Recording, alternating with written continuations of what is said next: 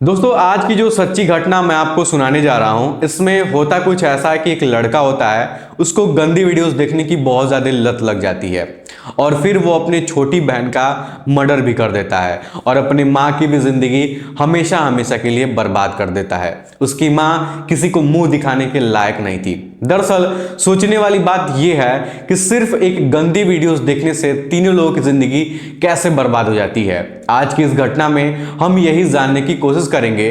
दरअसल जो लड़के ने किया था वो सुनकर सच में आपके पैरों तले जमीन खिसक जाएगी कि कोई भी लड़का अपने ही परिवार के साथ ऐसा कैसे कर सकता है। नमस्कार दोस्तों, मैं हूं करण श्रीवास्तव और आज की जो सच्ची घटना मैं आपको सुनाने जा रहा हूं, ये सच्ची घटना है कासगंज की। दरअसल कासगंज में ही एक छोटा सा गांव होता है जिस गांव का नाम था नगला किशोरी। नगला किशोरी गांव में एक घर होता है और उसमें 3 लोग रहते हैं। एक लड़का होता है जिसकी उम्र लगभग 23 साल के आसपास थी और उसका नाम था अमन। उसकी एक छोटी बहन भी होती है जिसकी उम्र लगभग 15-16 साल के आसपास थी। उसका नाम था अदिति और इन दोनों की माँ दोनों को लेकर एक साथ रहती है, यानी कि इस परिवार में एक माँ और 2 बेटे रहते हैं। दरअसल जो अमन था वो घर में सबसे बड़ा था और अमन के पापा गुजर चुके थे। वो अपनी बहन और अपनी माँ के साथ रहता था। तभी अमन को गंदी वीडियोस देखने की बहुत ज़्यादा लत लग जाती है।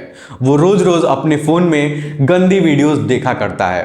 अमन की कोई गर्लफ्रेंड नहीं थी, इसलिए वो किसी के साथ फिजिकल रिलेशनशिप नहीं बना पा रहा था। अमन को गंदी वीडियोस देखने की इतनी ज़्यादा लग जाती है कि अगर उसके सामने कोई भी महिला आ जाए तो वो उसके साथ संबंध बना लेता। कुछ इस तरीके से उसको लत लग जाती है। तभी अमन की मम्मी आती हैं और उसे कहती हैं कि मैं 4-5 दिनों के लिए किसी रिलेशन में जाने वाली हूं क्योंकि वहां पर शादी है और शादी बिताने के बाद ही मैं घर पर वापस आऊंगी। तब तक तुम अपनी छोटी बहन का ख्याल रखना। अमन कहता है कि ठीक है मम्मी, आप चली जाओ, मैं अपनी छोटी बहन का ख्याल रख लूंगी। दरअसल अमन को इस दिन का काफी दिनों से इंतजार था क्योंकि अमन ने कुछ प्लानिंग किया था और वो प्लानिंग धीरे धीरे सफल होती दिख रही थी। शायद अगर अमन ये प्लानिंग नहीं करता तो हो सकता था कि उसकी माँ, उसकी बहन और अमन की जिंदगी कभी भी बर्बाद नहीं होती। जैसे ही अगला दिन आता है, अमन की मम्मी अपने रिश्तेदार के घर चली जाती हैं। अब अमन और उसकी छोटी बहन अदिति दोनों एक साथ घर में अकेले थे। अदिति जो थी वो किचन में खाना बना रही थी।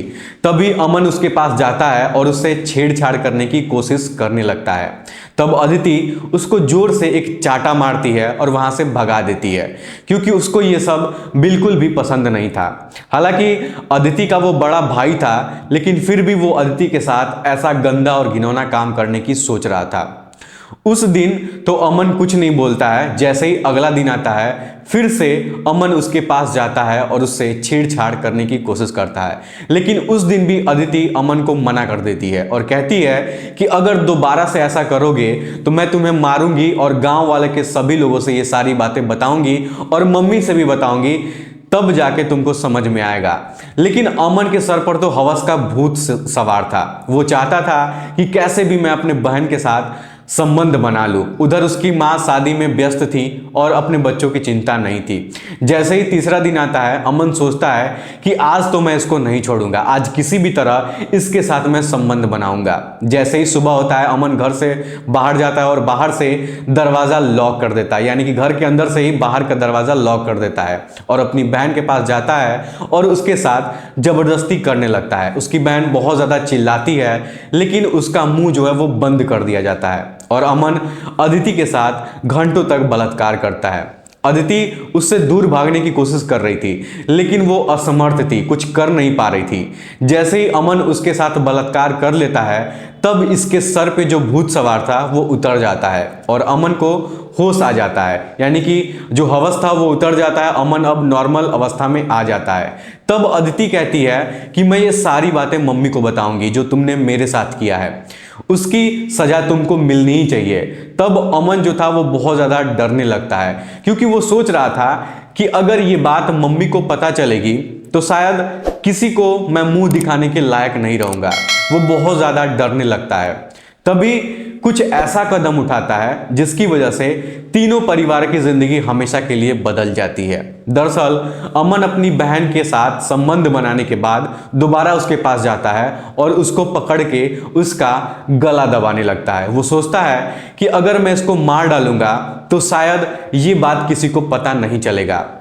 जैसे ही अदिति का गला दबाता है, अदिति खुद को छुड़ाने की कोशिश करती है। अदिति के नाखून से अमन के गर्दन पर और कान पर खरोच पड़ जाती है। फिर भी अमन रुकता नहीं है, उसका गला दबाकर उसकी हत्या कर देता है। हत्या करने के बाद अमन जोर जोर से चिल्लाने लगता है और रोने लगता है। इसके बाद उसके घर के आसपास के लोग जो होते हैं वो आते हैं और पूछते हैं कि क्या हुआ है। तो वो कहता है कि पता नहीं कैसे मेरी बहन की मौत हो गई है। जब आसपास के लोग उसकी बहन को देखते हैं तो वाकई में अदिति की मौत हो चुकी थी। किसी को कुछ पता नहीं चल रहा था कि आखिर इसकी मौत हुई कैसे है। तभी अमन के अंकल आते हैं और सारी बातें उससे पूछते हैं। तो अमन बताता है कि मुझे नहीं पता है कि कैसे अदिति का मौत हो गया है। तभी अमन के अंकल पुलिस को फोन करते हैं और वहां पर पुलिस को बुलाते हैं। जैसे ही पुलिस वहां पर आती है वो सबसे पहले अमन से पूछताछ करती है। तो अमन जो लड़का था वो साफ साफ मना कर देता है कि मुझे कुछ भी नहीं पता है कि मेरे बहन की मौत कैसी हुई थी। और अमन थोड़ा सा डर भी रहा था पुलिस के सामने। तभी पुलिस को ये बात समझ में आ रही थी कि उसके जो कान थे, उसके जो गर्दन थे, उस पे नाखून के निशान थे। तो पुलिस समझ जाती है कि शायद हो सकता है कि ये अपने बहन के साथ झगड़ा किया और उस झगड़े में उसकी मौत हो गई हो। जब पुलिस अमन से मार पीट के पूछती है तब अमन सारी बातें सच सच बता देता है कि मैंने अपने बहन के साथ बहुत ज़्यादा गंदी वीडियोस देख के उसके साथ उसका बलात्कार किया है। वो खुद को कंट्रोल नहीं कर पाया और अपनी बहन के साथ इतना गंदा और घिनौना काम कर दिया। तब पुलिस उससे पूछताछ करके और उसका पूछती है कि तुम्हारा मोबाइल कहाँ है। तब वो कहता है कि मेरे घर में मेरा फ़ोन रखा हुआ है। जब उसका मोबाइल फ़ोन देखा जाता है तो उसमें जितनी भी वीडियोस थी सारी की सारी वीडियोस जो थी वो गंदी और अश्लील वीडियोस थी। तब पुलिस अदिति के बॉडी को पोस्टमार्टम के लिए भेज देती है और अमन को गिरफ्तार कर लेती है और उसको जेल भेज देती है। जब ये बात उसकी माँ को पता चलती है तो उसका रो रो कर बुरा हाल हो जाता है। दरअसल इस घटना की वजह से ना सिर्फ एक लोग की जिंदगी बर्बाद हुई बल्कि तीनों लोगों की जिंदगी हमेशा हमेशा के लिए बर्बाद हो गई। जो माँ थी वो अपने बच्चों के साथ हंसी खुशी रह रही थी, लेकिन अब उसकी बेटी की भी मृत्यु हो चुकी थी और उसका जो लड़का था अमन वो भी अब जेल जा चुका था। माँ बेचारी घर पर अकेले पड़ जाती है। इस तरह से तीनों लोगों की जिंदगी हमेशा हमेशा के लिए बर्बाद हो जाती है, सिर्फ और सिर्फ गंदी वीडियोस देखने के चक्कर में। दोस्तों आप लोग अमन के बारे में क्या कहना चाहेंगे, हमें कमेंट बॉक्स में आप लोग जरूर बताइएगा। वैसे इस कहानी को सुनाने का मेरा मन बिल्कुल भी नहीं था, लेकिन हर कहानी अपने आप में कुछ ना कुछ सीख जरूर देती है। दोस्तों इस कहानी को सुनाने का मेरा मकसद आपका दिल दुखाना नहीं है, आपको परेशान करना नहीं है, बल्कि आप लोगों को जागरूक करना है ताकि लाइफ में कभी भी ऐसी घटना आप लोगों के साथ ना हो। वीडियो पसंद आया तो वीडियो को लाइक और चैनल को सब्सक्राइब जरूर करिएगा। आज के इस वीडियो में इतना ही, मिलता हूं आप लोग से अगले वीडियो में, तब तक के लिए धन्यवाद।